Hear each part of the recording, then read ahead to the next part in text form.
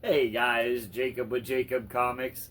Happy New Comic Book Day, May 14th, 2025. I hope all you guys found all your books in your cubby, on the new comic book shop wall, however you guys get your books mailed to you. I hope you found all the books you're looking for this week. I know I did here in the loud, mysterious black bag. 4 books, as usual. I've read all the books, and I'll give my spoiler-free kind of thoughts. I've got them listed in order from least favorite to favorite, and sadly, we have another departing book this week, but not because I dropped it. Sadly, it has been canceled. Something I saw coming. We'll talk about that in a minute. Now, before we get dived into the books, I do want to shout out my Jacob's Comics Whatnot shows. I think I'm over 400 followers now, getting close to 500, something like that. Come check me out, guys. We've got the Jacob's Comics 9/8 mystery boxes. Comes with 1 CGC 9/8 slab and 5 exclusive comics, 2 virgins and 3 trades. And hey, maybe only like another week or so to help us with the closing costs on the house, another week or two, somewhere around there. But yeah, 21 days to go from New Comic Book Day from the 14th. Super excited. Let's go ahead and get dived into the books, and we'll, get the loud, mysterious black bag out of the way. Now, in my number 4 spot, I've got Wolverine issue number 9. And I don't know this. So this runs I'm starting to like not enjoy it as much and look forward to it as much, right? I don't know. I'm gonna be honest. It's okay right now.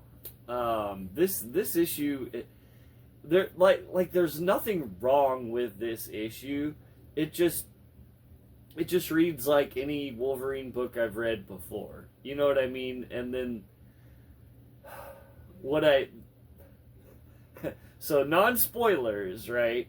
But what I thought might happen or even like just, surprise me with something, turned into something that I should have seen coming, or you know what I mean? Like, I'm definitely not as excited by the answers that this issue gave at the very end. If you've read the issue, you'll know what I'm talking about. And I'm just like, really? Okay. Not like, and it's not like in a bad way, like, oh god, that's just terrible. But it's just in like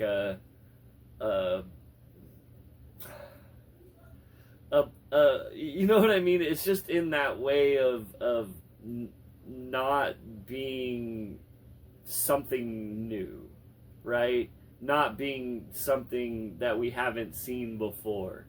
And like I said, so this issue, it kind of landed in the spot for me at the end of just like, oh, that's where we're going with this? Okay, but didn't we just do that?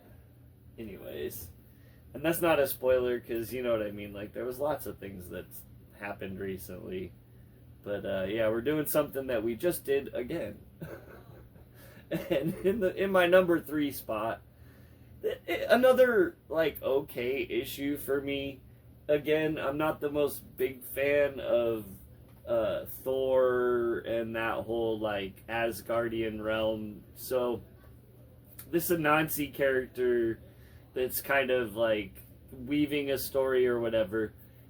I'm okay with it, but the fact that they're bringing in the Thor characters, I am a little bit like, really? It's written well, it's drawn really well. I'm I don't care about many of the characters. Something happens in this one too where I was like, I mean, I guess I didn't see that coming. I don't know if, read back through the issues and see. But, yeah, okay. I don't know that I'm, my mind's blown. Maybe it should be. if you read it, you'll kind of get what I'm talking about too. These are all spoiler-free reviews. It was okay, you know. It was all right. In my number 2 spot, I've got Uncanny X-Men 14.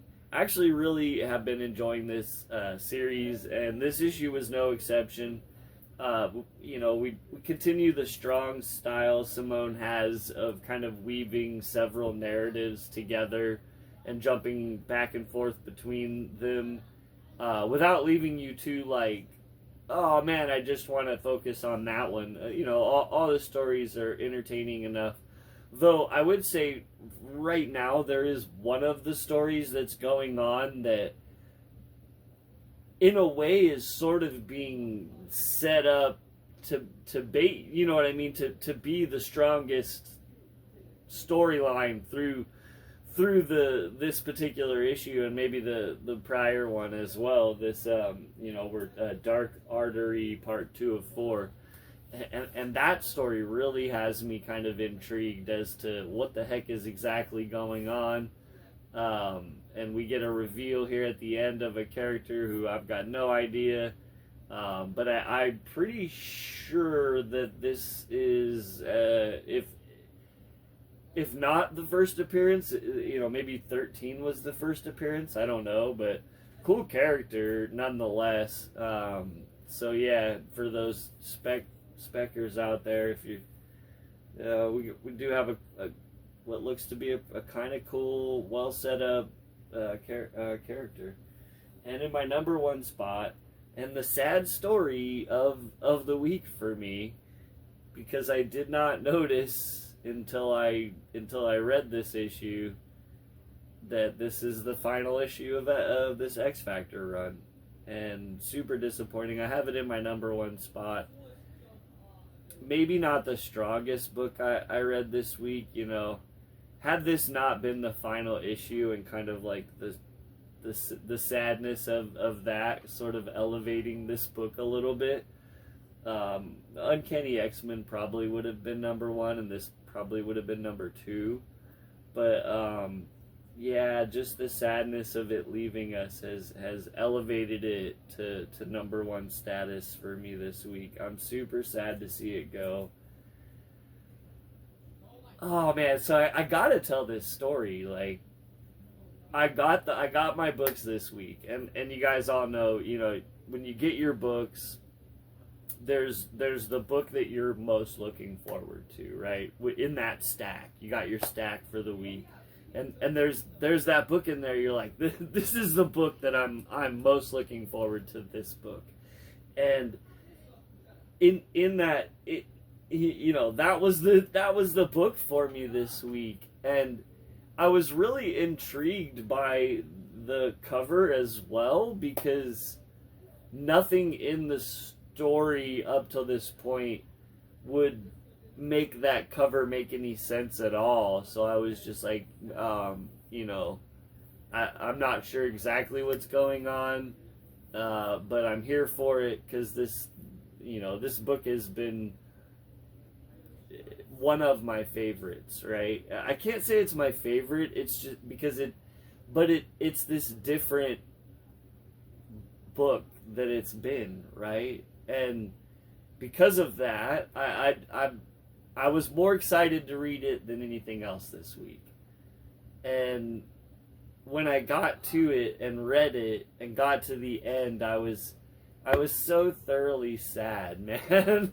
I was just so thoroughly sad. And I knew, like, guys, I knew this was coming. Go back and look 10 months ago, or we're on issue 10, so somewhere around there, when issue 1 first comes out, I question how long the title will go. I don't think it will go long at that point, and I knew this whole time, this isn't gonna last. It's super sad. It's probably one of the best X titles we've gotten in a while, as far as the writing and just the level of kind of realism that it hits. And man, guys, I'm just sad. I don't know what else to say about it.